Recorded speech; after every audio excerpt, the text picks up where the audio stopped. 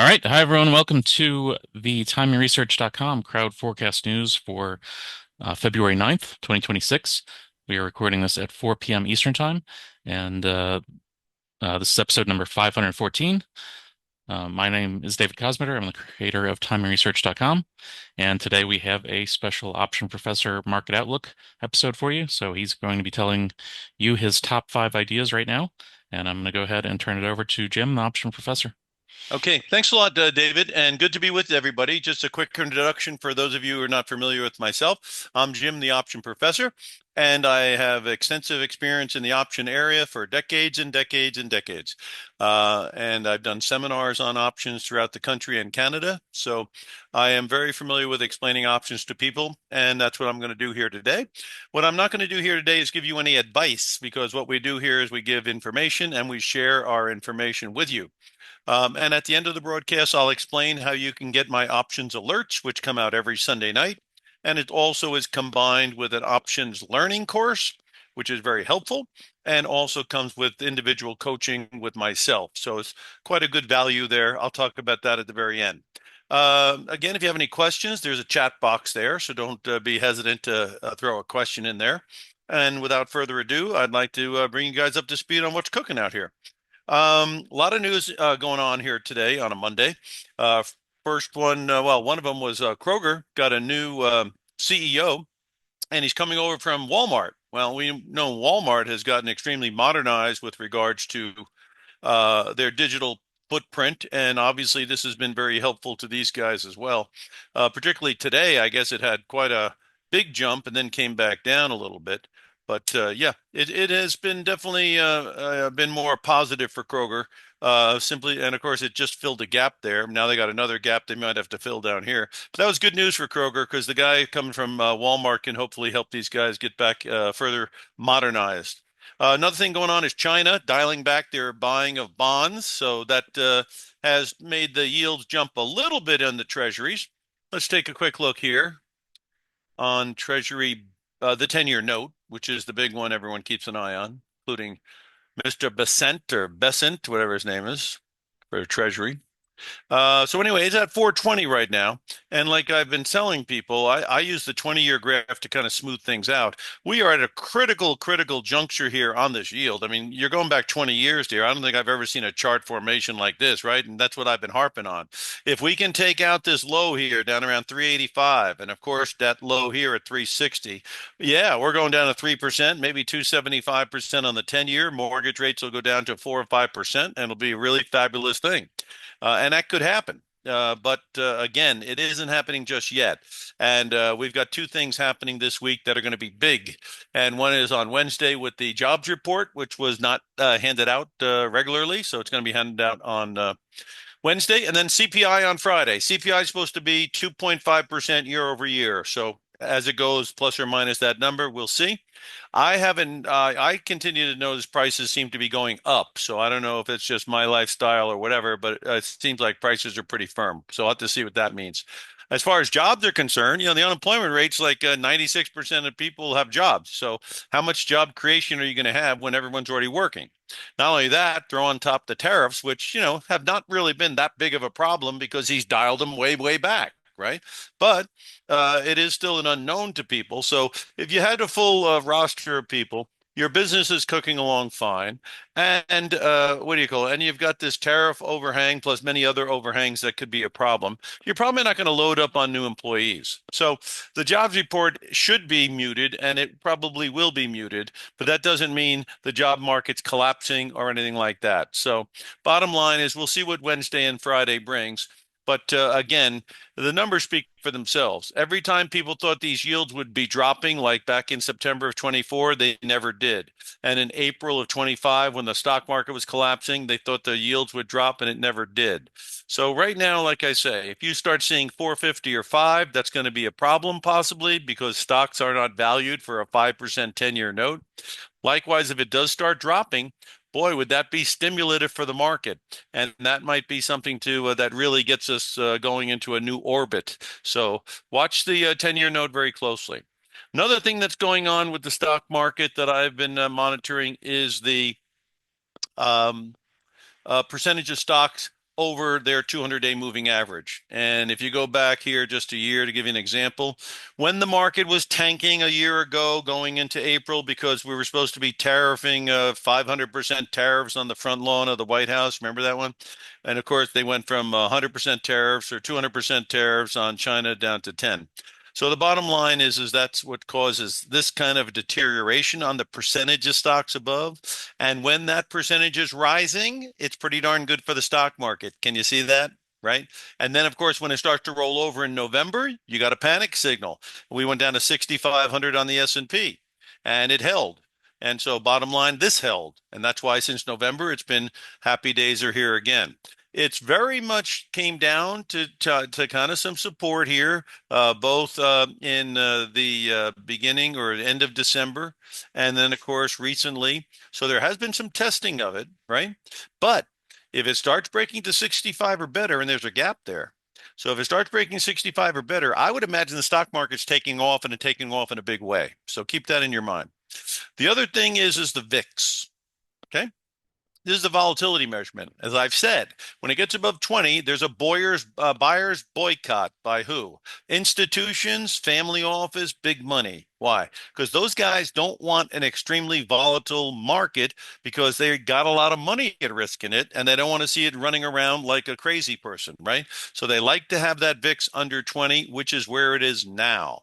So that's a very good sign. So I wanted to say two good signs are the percentage of stocks above a 200-day average are looking very nice, and the VIX is well behaved under 20. Now, where is the support on the VIX? You can see on the 1 year graph, the support is in the area of, oh, let's call it 16 to 18, right? So it's in that region right now. So if it breaks under 16, I think that might tell you that we're taking off and that the stock market has got a big future ahead of it immediately. If we were to get back above 18 and 19, and certainly above 20 again, that would be very problematic. And that would probably indicate that this market rally has been a bounce back. It's been a what they call a knee-jerk reaction, and the market's back in the soup. So keep an eye on a few of these things I'm mentioning because they've been very good to me as far as trying to do some market timing. On a shorter term basis, the VIX has come down here. You have a low there with an RSI of 26. You have a low down here with an RSI of 69. See, that's not good. That's called a divergence, and it indicates that this thing has run out of sellers and it might start popping back. So be careful, like I told you. Above 18, that's a yellow flag. Above 19, it's a red flag. Okay, so keep an eye on that because you can't ever get too comfortable in these markets as far as short-term trading because they do change the music constantly, as you know. Other stuff going on in the market is Novo Nordisk is going after these guys with the knockoff weight loss drugs. And so they had that's not the right symbol. Give me a break here. They're going after HIMSS. And so Novo had a pretty good pop here today, but it's already kind of faded because it's really coming out of a really bad situation. So it's technically still looks very, very tough. And of course, the one they went after was this guy here, and this guy here is in big trouble because it was already in big trouble. Now it's having a capitulation of big trouble right now. So that's HIMSS and hers. So that's going on in the weight loss drug area. The big thing going on also is in the debt market with all these hyperscalers, with regards to their CapEx expenditures. And people are a little confused about all the money they're spending and the confusion. And it comes from Meta and it comes from Amazon, Microsoft, and Google as the primary culprits.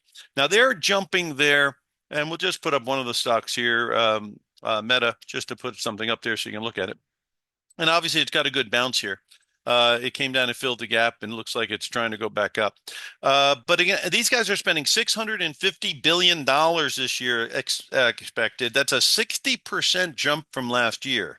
And it's going to, the semiconductors, it's going to infrastructure and data centers and the cloud, expansion, AI expansion generally, right?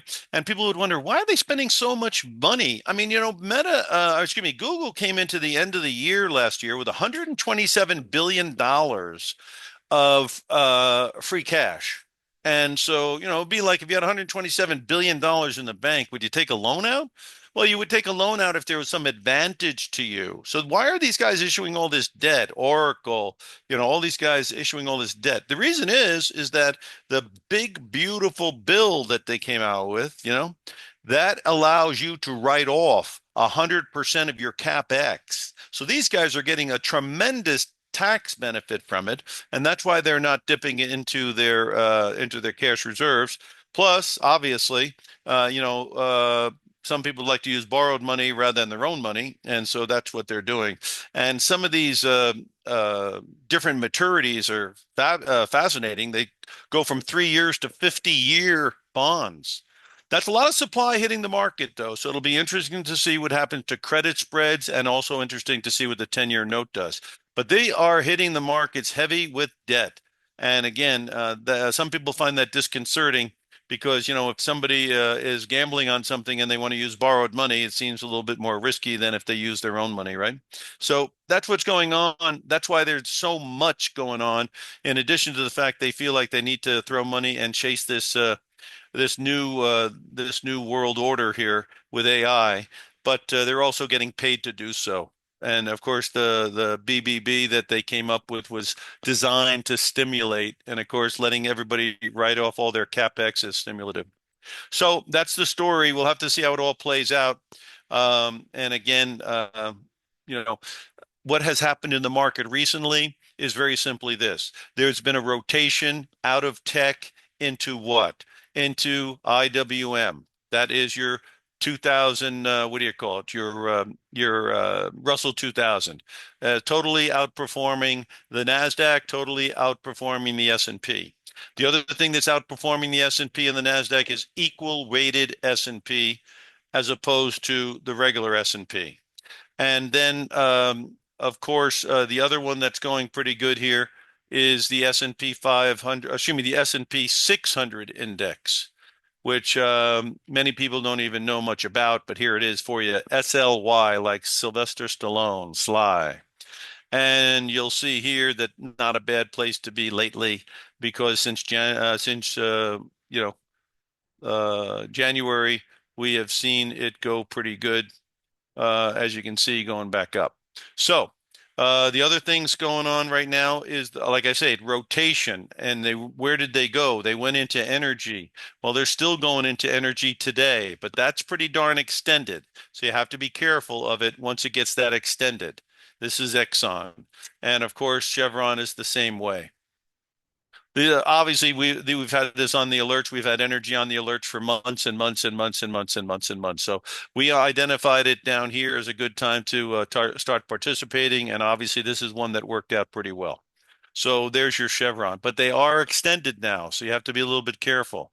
If you go to your short-term graph, you've got a RSI up here at 72, then you got an RSI at 63, and now you got an RSI at 64. That is a stock running out of some steam possibly. And since it's had a big move, you know that, and there seems to be a little bit of a gap here at 170. So that might be a natural retracement area if in fact Chevron wanted to retrace. Is there any gap on Exxon that might tell you there could be a retracement? Maybe a little one around here, not much, but maybe a little bit of one. Definitely one down here at 125, but there's a little bit of a gap maybe down in here. At any rate, it wouldn't shock me to see a little bit of a reversion to the mean. Another place that it went out pretty good was in the regional stocks, banks. And they also have had a big move, right? I mean, going from November at 44 on a bank all the way up to 56, that's a heck of a move. So that also might be a candidate for a little bit of a pullback. But on the weekly graphs, again, reversion to the mean pullback possible, but it certainly looks like it's still got potential. Again, deregulation is coming, and deregulation could be very, very good for the banks as far as their profitability, their margins, and also the way they do the PE ratio on them could change dramatically. Who's the other culprits in the region? This is another one I definitely would say keep an eye on, and it's not overbought too badly. Wells Fargo, Citigroup's been moving pretty good, so that's a little bit hotter. And then, of course, you've got Bank of New York, which is not many people know of, but that's been a good winner. And that's been a very, very big, steady winner. And a lot of people don't know that stock. And then you also have got the Bank of America, which is a slow mover, but it's been very steady. But when you buy it on a correction down here, or you buy it on a correction down here, it's been the better time to take a shot at it. Again, so the banks, while they could stall out here a little bit, they do have a future because of deregulation. Um, so that's where the money has kind of gone. It also went into some of the drug companies, which we've put on the alert, like Merck. But again, when they get extended, they're going to be susceptible to a reversion to the mean, and that's already started. So as you can see, if you go to your 5 day, it gave you the similar to what I showed you on oil. You had a RSI over here, in the 75 area, and then it goes up to make these highs. And do you see 75 again up here? I don't see 75. So that was your evidence that it lost its legs. And when something that's very high loses its legs, that's when you get a correction or a pullback. How far could the pullback take you? Is there any gaps to be filled? I don't see too many gaps around here. But clearly going back towards 110 is not off the table if it's going to have a full correction, because this is the neighborhood that could be support. Got a lot of averages right around here, anywhere between 112, 110, right? And also, this guy here had a nice big move, which we talked about a few weeks on the alert down here when it was against these averages, and we got a nice big pop. But again, it stalled out. But those options popped pretty good from here to here. It was not a bad deal.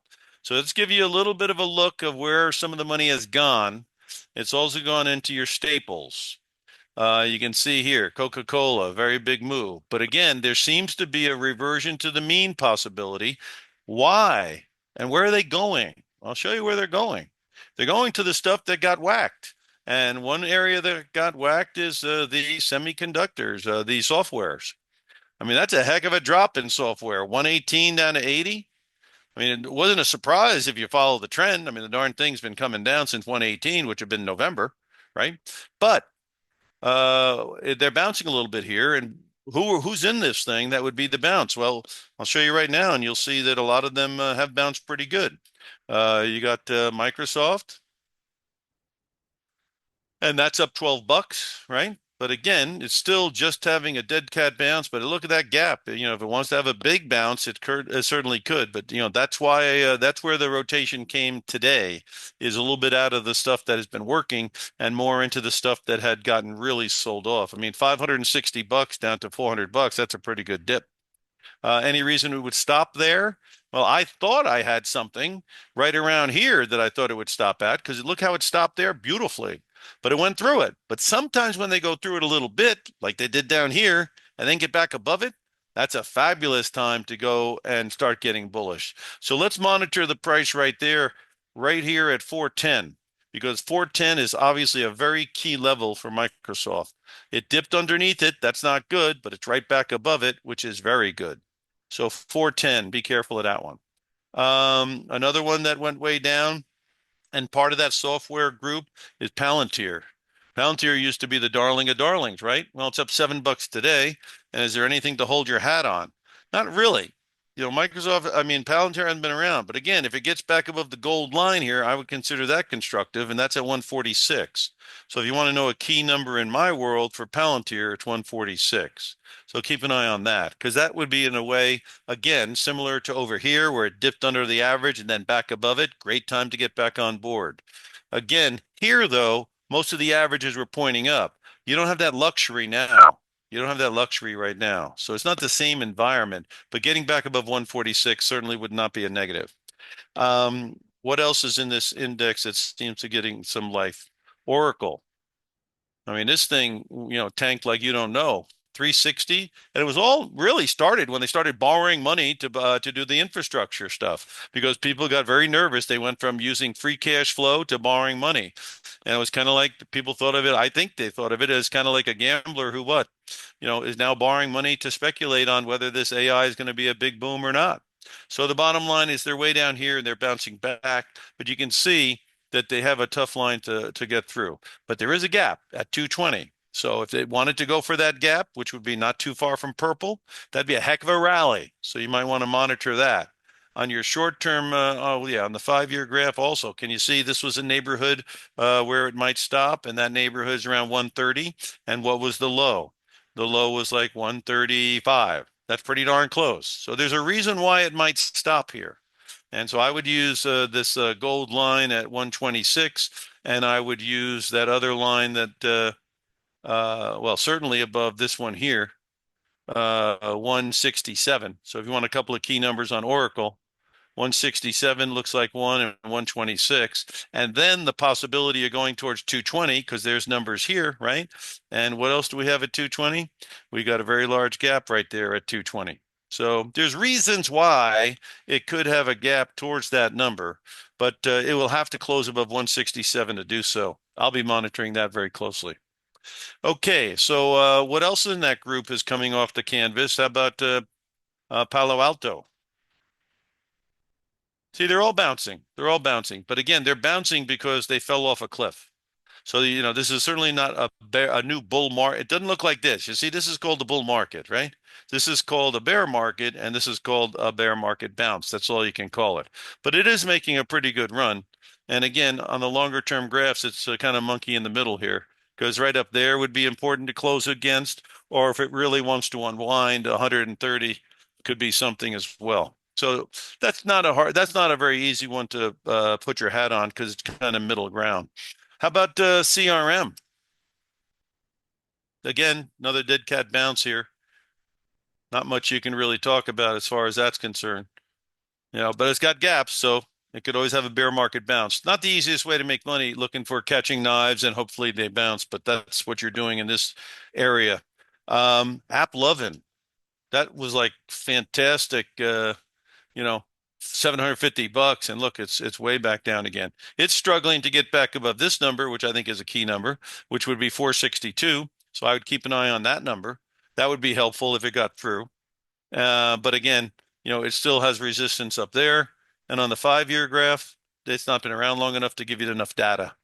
So again, bear market bounce right now, but closing above what number? The gold number, 462, 463 would certainly be positive. Anything else to keep an eye on in that area? Intuit, got tax time coming up. I don't know. Is there a pop? No, that couldn't come off the canvas very well. It's got a couple of gaps there, though. But there is tax time coming up. I don't know if that season helps them or not, but they do a lot with that. And then ServiceNow. These are, Salesforce, ServiceNow, they were the darlings for a long time, but they have definitely been rolling over for a long time now. And now stock that used to be, get you an idea how high this used to be. The darn thing used to be 240, and now you're down at $100. So it's in the abyss. It's a hard place to say, anything definitive. Again, you have a purple line here to hold on to, and that comes in at $90. So $100 is not that far from 90. So it is, getting down to where you could at least say there's a technical moving average you could use, but it's certainly on the defensive. So most of the softwares, are still in trouble. They bounced a little bit, but you can see why there would be maybe a rotation into some of these. This also includes Bitcoin. And my feeling on Bitcoin has been pretty stable here because I use the 5-year graph. So, I love it down here in 23. I love it on the pullback here in 24. I love it in the pullback here at 25. And then I say the whole thing's breaking down here in 25 late and certainly in 26. So again, the problem is as simple as this in my mind. Again, I'm sharing only my opinions. I'm sure you guys have your own. But my feeling is that when the halving occurs, which was April of 2024, so you can see that right there, we're about 60 grand on it, right? 60 grand in April of 24. That's supposed to go up for about 18 months afterwards. So if you go 18 months after April of 24, where are you? You're right there in October of 25. And if that's not the high point, I don't know what is. So it worked like clockwork on the way up. On the way down after the peak, it's supposed to drop as much as 80%, which would take you into the 25, 30 grand neighborhood, which is where these highs are located. Seemed far-fetched up here, right? And everyone told me it could never happen right here. but we've already broken purple and we've already gone from 127 grand down to 60. And that's a 60. What is that? 127 minus 60. You've already dropped, I think it's 40% or more. Let's just see what it is. 127 minus 60. That's going to be almost a $70,000 drop. What's another 30 grand to get down to 30? It's not that far-fetched. And on a percentage basis, from 127, it's already dropped 52%. Well, going to 80% drop is certainly not out of the question. So I don't know if it's going to happen or not, but I do know that until it got above 80 here, I'd have a hard time talking about 150 grand, which many people are still talking about happening by the end of the year. Now, this is something that can go anywhere it wants to go, as we all know. And so basically, if it starts closing above, and there's a gap there, but if it starts closing above 80, and then certainly if it closed above these numbers up here, which would be your 102 area, then you could open up the door to new highs, and maybe you could open up the doors to 200 grand or 150 grand. But to talk that it's going to go up there from here right now on a bare bones minimum looks premature. And again, I generally, obviously we said getting above 80 is a big thing. Well, if it gets above 80, it could probably blow through here. But this would be another resistance area right about 87. So keep an eye on the Bitcoin. And of course, some of the stocks that got nailed, they're starting to come off the canvas a little bit. One of them is Riot. And as you can see, Riot came back to the gold lines, which is nice. So it's a good place right here at 13 to start, taking a little bit of a taste. If it can close above 16 and then close above 19, then it would really be off to the races. But again, the first constructive stop is to stop going down, which it's done, getting above some moving average, which it has. And so the fact that it stopped going down and got above 13 are two positives. Now it has to be followed up with a positive above 16 and then 19. So we'll see. Some of the other ones that are in this area, let's see how they're doing. Hut, yeah, I can say, look, come on, just gave you a chance right here in the purple line to pick it up, right at 45 bucks. It's already at 56. That's a good sign, right? And then, of course, you got another one that seems to do good with it, which is Iren. And that's another guy that came down. Now closing above the blue and purple would be nice. And so it's testing it. So what number would get you a little bit interested in this guy, which clearly has given you an idea that it can run? Where do you want this closing above? Let's get that cursor on there. Yeah, let's look for 46 to 48. Yeah, 46 to 48 and then above 52. 46, 48, and then 52. Get above all that area, and who knows where it's going to go.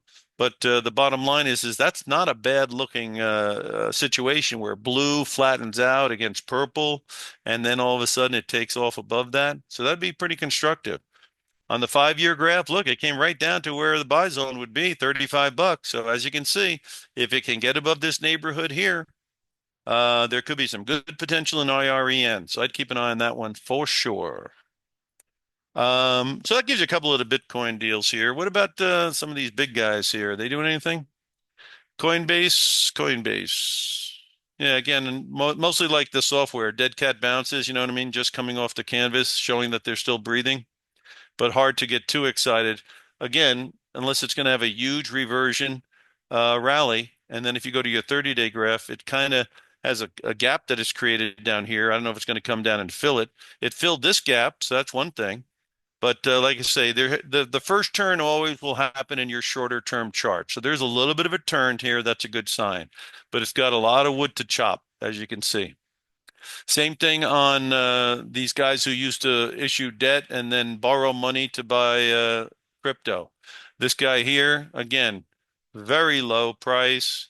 If you look at the 5-year graph, which is like to use, okay, if you want to play ball here, this is a neighborhood, or if you wanted to take a chance, it wouldn't be totally ridiculous because you got the gold line here coming in at 128. And of course, the thing hit 128. In fact, it hit what, 104 at the ultimate low, but then it got back above the gold line, which comes in at 128, and the low was 125, and now it's 135. So you can see if you're looking at MSTR and you feel like they have beaten that dog enough, You could use something like 128 as a level of support or that low of 125 and see if you can play ball off of that level if it's going to do that. But there would be a reason to have a bounce, in my view, my opinion, down here. Also, those RSIs were at 26 up here. And if you notice now, those RSIs are a little bit higher, but nothing to write home about. So you had a lower low, but that's nothing to write home about. How about the one with Tom Lee, Bitmine? I always viewed Bitmine as a longer term idea, like a 2027, 2028 deal, because these things may take time to go through. But again, this is also one that is just very much dogged to the downside. They own a lot of Ethereum. It's supposed to be the backbone of blockchain and the stable coins, but that story is certainly not being sold right now. So again, all these ideas of very high prices on these things, has not worked out. And certainly, there's not enough evidence here to say that it will. Like I say, some of these things, like on MSTR, you do have that 125, 128 area that could be it, but it's certainly not a tremendous, tremendous thing, I don't think. But it could bounce out of that for sure. Uh, Again, we talked about the small caps, and they look good. That's the Russell. And then, of course, we talked about that S&P 600, which looks good. And then we said the QQQs haven't been doing too much for people, but it's still hanging in there. That's, went down and tested that area, which is, 590, supposed to hit that. And of course, if you start closing above six,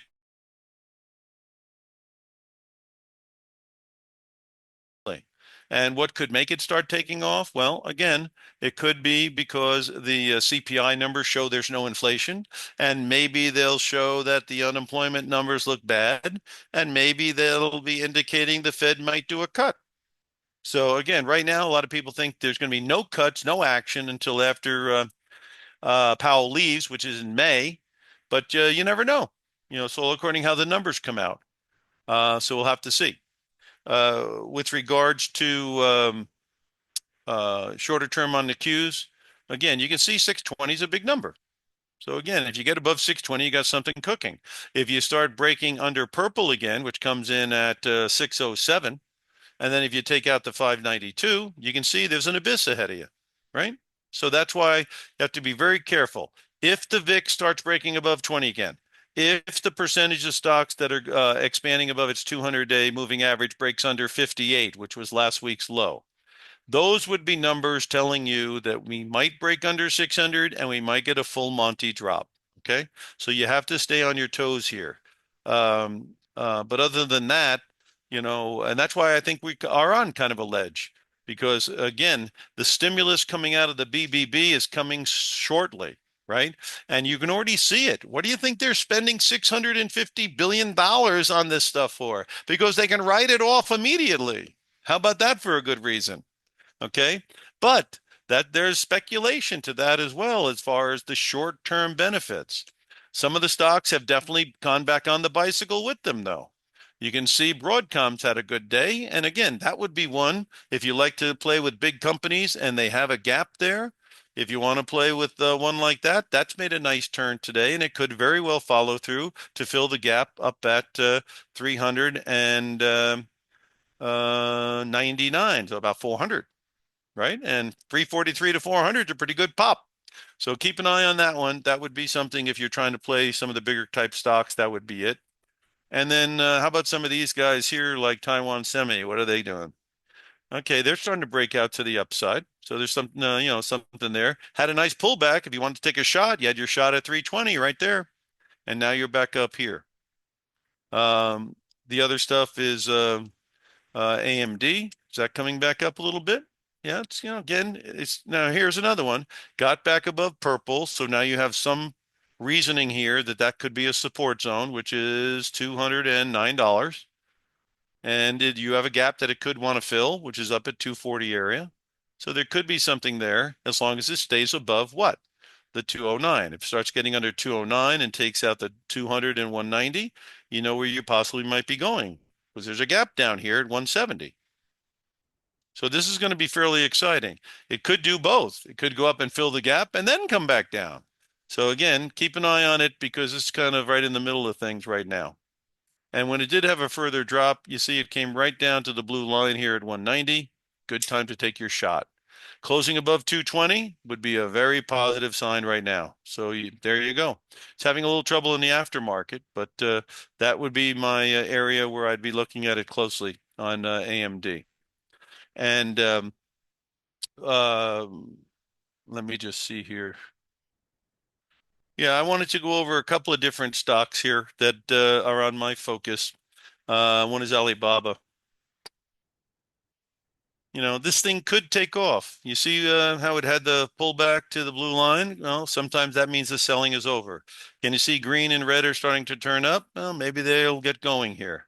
They got earnings coming out not too long in the future. And so the RSI is trying to turn up here a little bit. So keep an eye on it. Clearly, if it gets above 180, it could fly.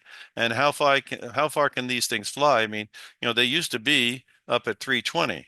So, if this thing wants to really take out the 180 and get moving, it could have a very nice leg to the upside if it gets some stimulant.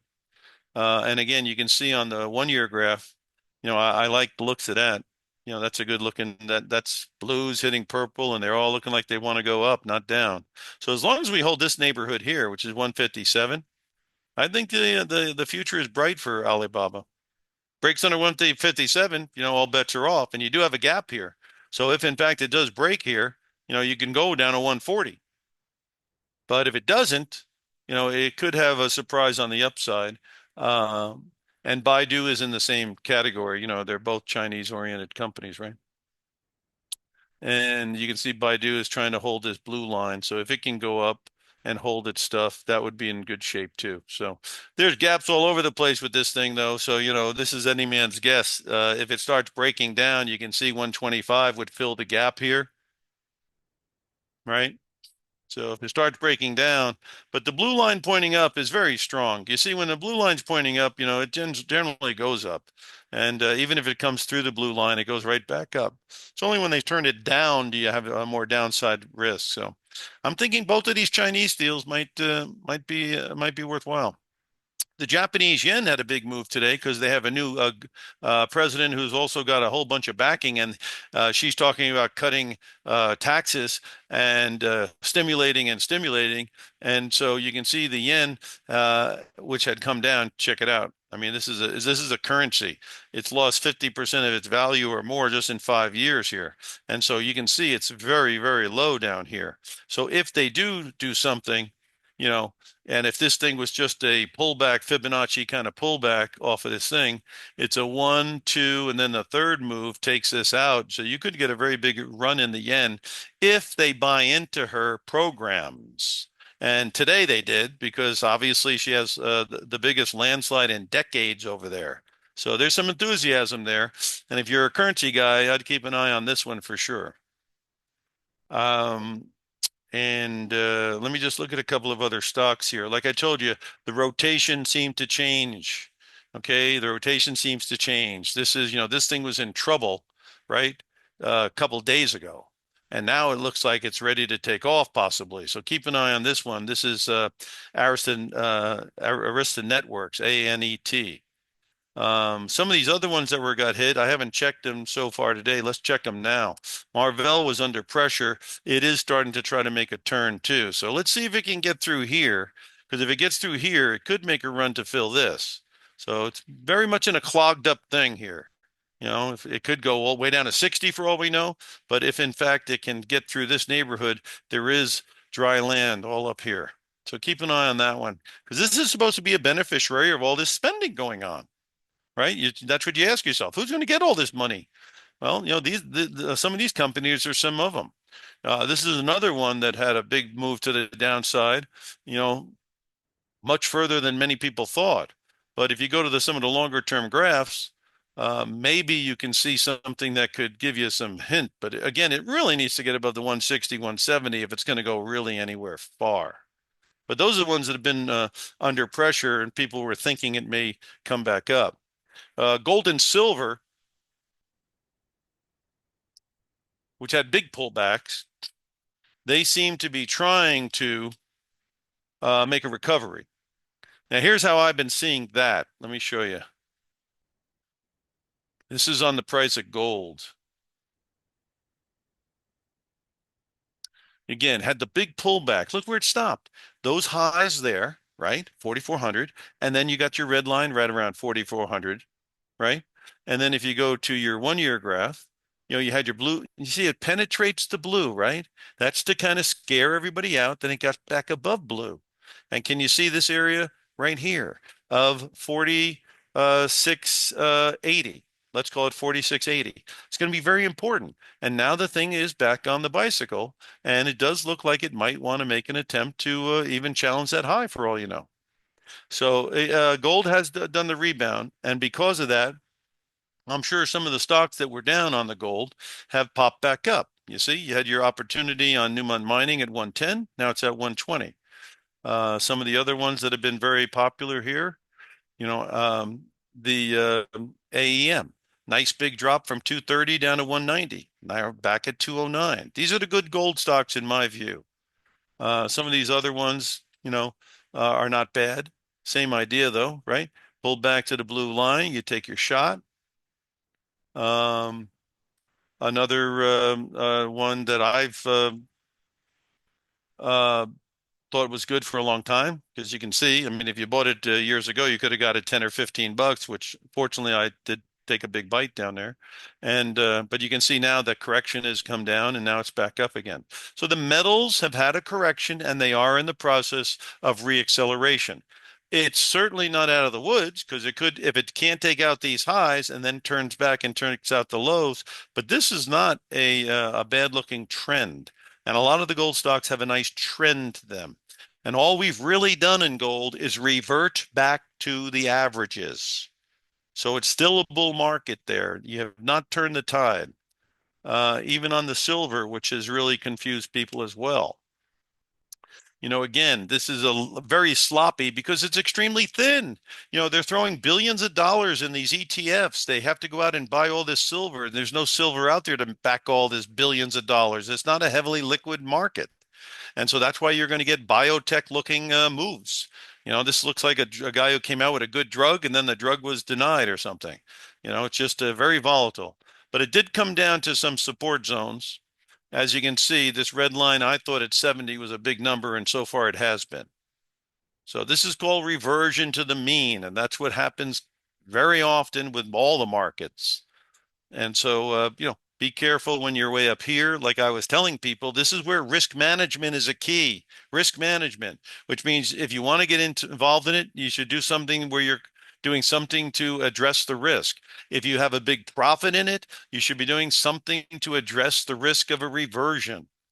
Okay.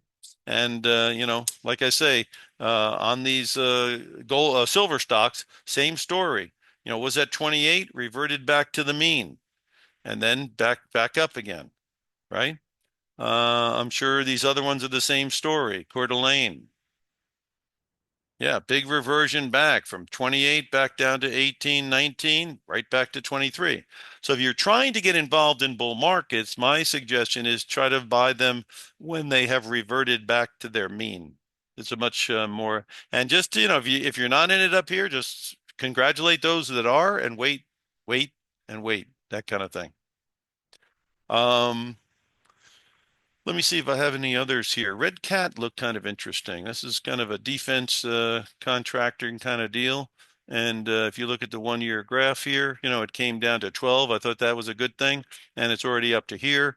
And, if they increase spending, some of these kind of things like Red Cat, and I don't know if some of these aviation ones could come back, but, there could be some value to some of these things here if they start spending a bunch on drone stuff and stuff along those lines. Yeah, but these have been hit and they've been hit hard.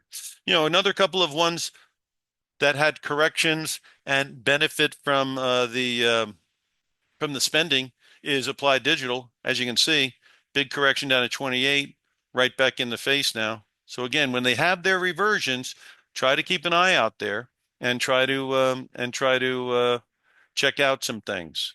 If anybody has any stocks they want me to take a look at, this would be a great time to do that. because and here's a question about what was this when will the Supreme Court decide on tariffs? I'm not sure. I don't think they're sure. They certainly aren't being dictated by anybody. We looked at TSM already. Let's take a look at TNX because that had a big correction as well after a big run up. And again, though, it seems to still be stalled out a little bit. Again, this thing has a gap here, so I'd be concerned it's going to revert to the mean. But on a long-term basis, you know, again, is this a possible revert to the mean? Well, let's check out the RSIs here. You're in the 74 area, and then over here you're in the 50s, and over here you're in the 50s, and now you're back in the 58s. So I would say that the legs aren't there on this guy. And if the legs aren't there, coming back and reverting to 180 is not off the table. And we already know from the shorter term graphs, see there as you go 180, 190, revert to the mean. And then if you see the 1 year graph, you're going to see a gap there, 200, 195. So you get the idea there's a risk for a reversion to the mean.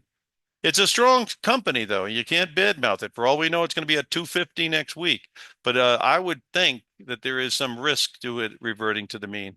And it was down today on a big up tape, and this is down in the aftermarket. So I don't know. If you looked at your 5 day graph or your 30-minute graph, it seems to have rolled over.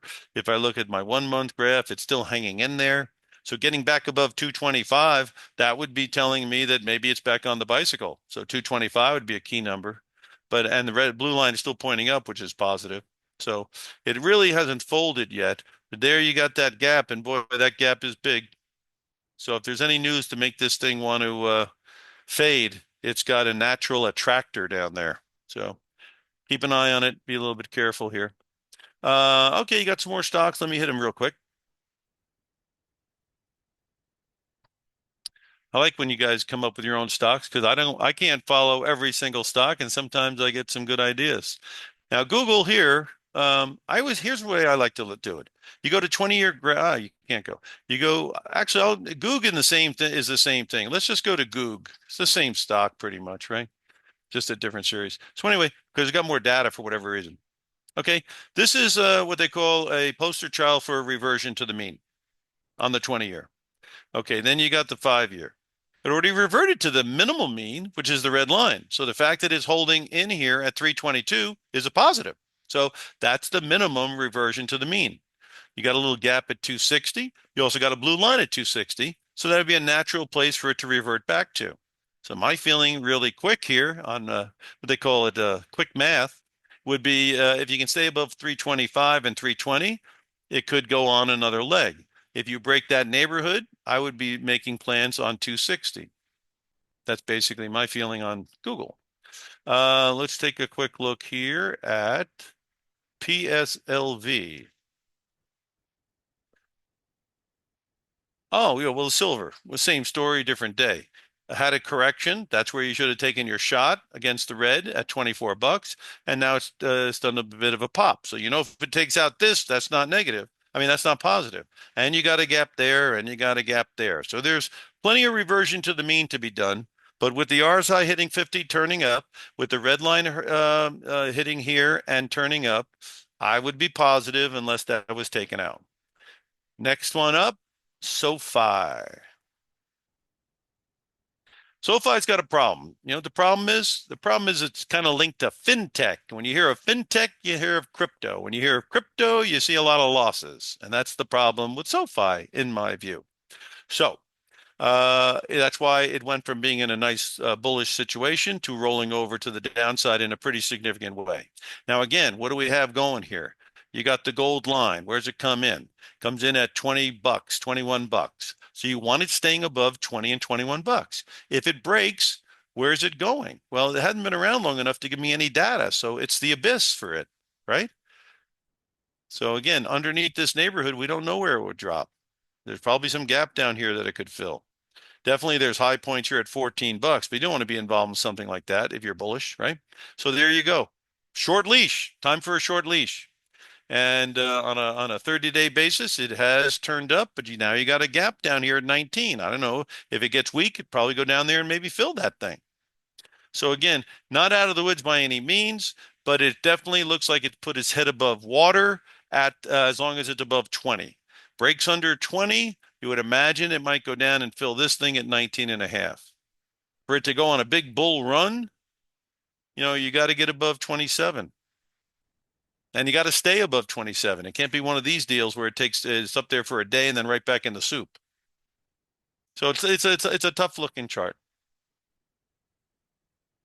I didn't know it was so connected to the crypto, but it's no mystery this thing faded with the crypto because other banks are going up, right? So why is this thing tanking? It's got to be something to do with crypto, in my opinion.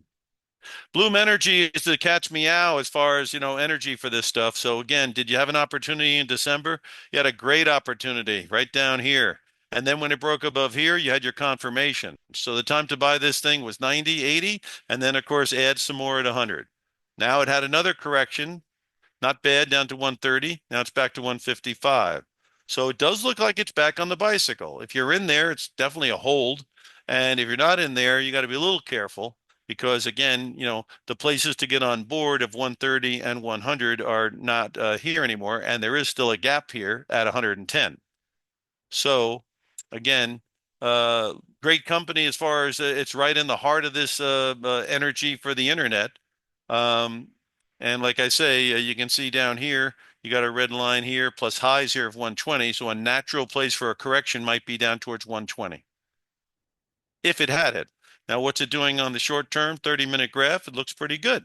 Okay. As long as it stays above this 145 to 155 area, that could be the launching pad for its next rally. Okay. So you definitely want it above 155 and 145 neighborhood. That is absolutely for sure. Um, AMCR. All right. So on AMCR, what do we got? Let's go long term. Hadn't been around that long. Okay. It's just see as you can by looking at the long term graphs, you'll understand why it's stalled out sometimes. Like why is it stalling out here? Because it's got a blue line that's holding it back. Where's it at? $48. Getting above here. Next problem would be up around 54, where there's a gap. So if you can get through 48, a jump to 54 to fill the gap might be reasonable. Go to the next guy. And again, 52, got some resistance there. Holding above purple right now, very important. So if you get back underneath 47, that wouldn't be very good. And then, of course, you got a gap to worry about here. So you got some potential for reversion back to the mean. And now you know why. That chart there and that chart there tells you why it might stall out. And then, of course, you've got a gap down here to fill. So there's some reasons to think that it could pull back. Not an optimum place to get on board, in my view. Optimum is down here at 42 and 45. But anyway, that's what it looks like to me. And then you've got USAR. And that's rare earth, right? And I think, like I say, the rare earth thing seems to be coming back into play. So I'm kind of bullish here. It had its correction, right? So I'm not buying it at 32 or interested. I'm getting down here at 20 and 22. Much better place to take a bite, maybe. Also, I was noticing this guy here was looking like it might want to go someplace, and this is MP Materials. So if this baby can get above 64, I think it could accelerate to the upside. So let's keep an eye on this as well. In the same ball game, I think, right? So you might be something on, but the jury's still out, a little premature, but looking like it's leaning that way. Celestica. I had a customer who had this one here, and basically, again, this looks like it's breaking out. I mean, again, it had its pullback. You don't get much of a bargain on, well, that's pretty good bargain. It's 380 to 360 to 280 is $80.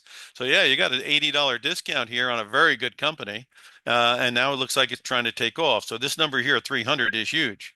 As long as it's above 300, the biggest surprise should be to the upside. And this company's got a very good story to it from what I know. And can you see here the 300 number is important here too? So there you at least you have parameters. When you're in something, you'd like to have some parameters on where I should be concerned, where it might be going. And right now, this thing looks like it might be going back up, but I'd be concerned if it got under 300. And open is a Again, I started to lean a little bit towards some of this real estate and some of this building stuff, and it did work a little bit, but now they're kind of stalled out. So let me show you what the theme was. The theme was open door is real estate. Real estate was making a recovery, so therefore open door. Now we had a lot of success last year because we took a bite down here at $2. And obviously that was a very nice bite because it went from two, because it was turning up. So this was a great place, and the options cost $85 and it went from $2 all the way up to 11. So $2 to $9 was not a problem. But ever since that run up, it's been on the defensive. Okay. And again, these guys go out and I guess they buy homes from people, for cash or something like that. So anyway, you can see here that it's still got some issues, but getting back above the blue line is key, and that comes in at 540. So getting above 540 would be an improvement. Getting above 650 would be really good.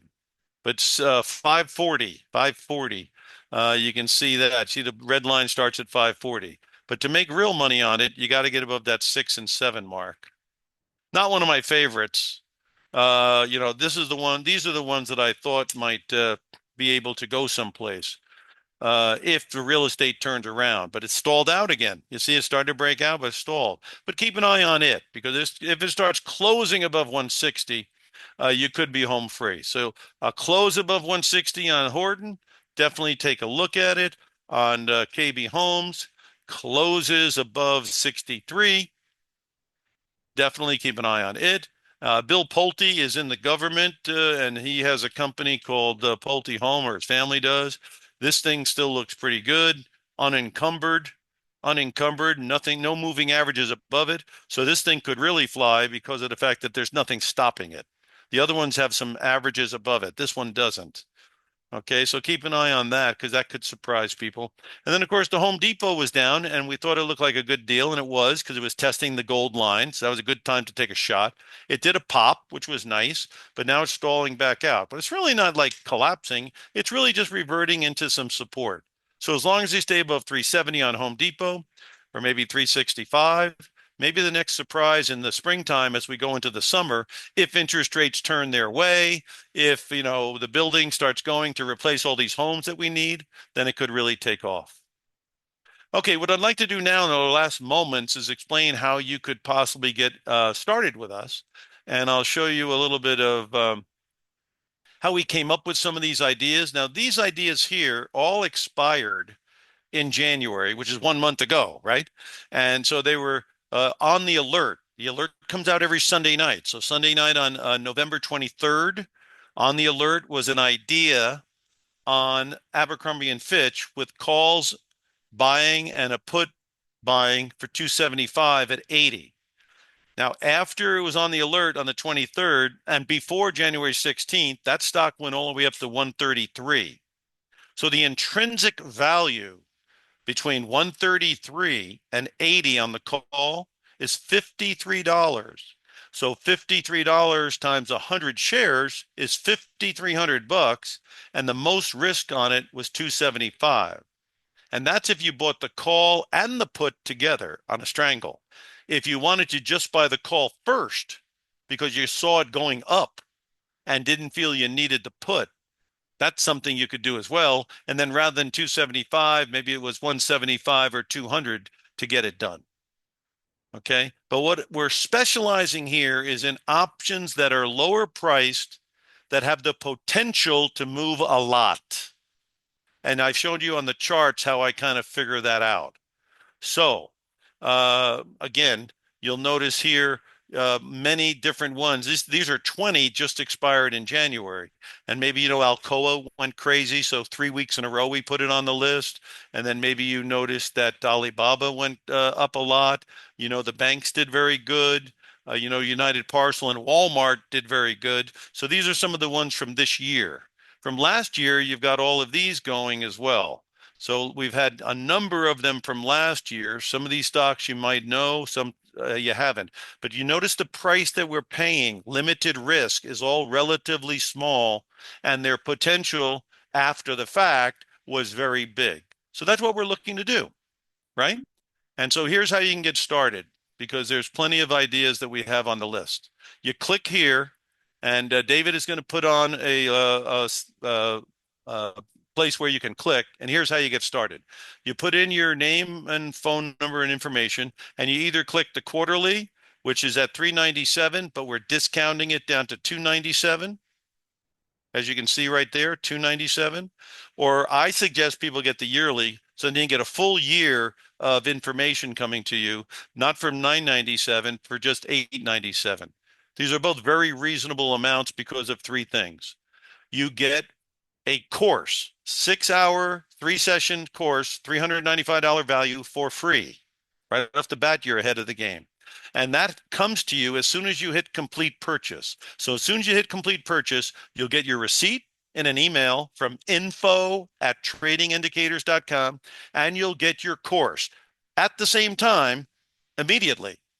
Then on Sunday nights, you'll get your alerts, and then you get coaching. So I'll be providing you with my cell phone number, and you text me on when you'd like to have some coaching, and then I come back to you and we have coaching. Just like we're talking now, you'd be in front of your computer, and then basically I would do the coaching.